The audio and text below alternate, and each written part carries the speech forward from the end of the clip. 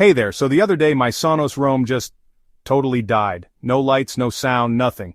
It wouldn't charge, and in the app it simply showed battery depleted. Not a good sign. At first I thought, okay, warranty time. But before going down that road I wanted to try a few things I found online. You know, just in case there was a quick fix. I tried the usual factory reset by holding down the play-pause button and pressing the power button. But since the speaker was completely dead, that didn't work. Then I stumbled on this little trick. And guess what? It actually worked. Here's what you do. Step 1, press and hold the power button for 30 seconds. Yeah, I know, that button is really uncomfortable to hold down for that long. But hang in there. Step 2, while still holding it, or right after, plug in your charger. And boom! The charging light came on.